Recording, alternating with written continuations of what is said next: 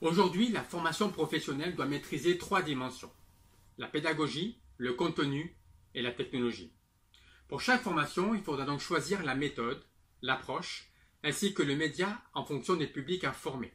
En fonction de l'impact cognitif, on choisira tel ou tel dispositif.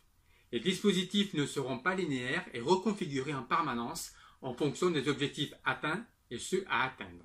Il n'y a pas d'approche unique, mais une variété des méthodes et des formats.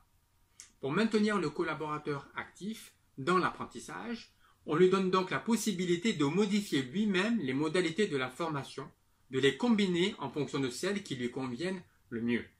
À chaque fois qu'un service formation imagine un nouveau dispositif en ligne, ce sera à lui de jongler avec la palette d'activités pour jouer sur les différentes manières d'apprendre et de capter l'attention.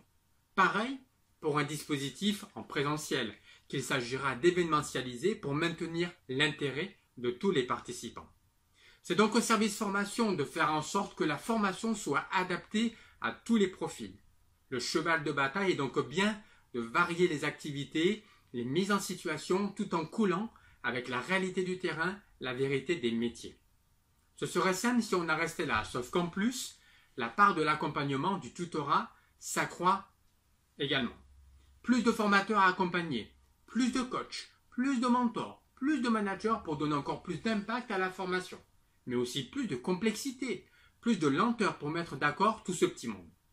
Ainsi, les dispositifs ne sont pas simples à construire. La difficulté est de choisir en fonction des enjeux et des populations à former les bons supports et outils pour communiquer et transmettre au mieux.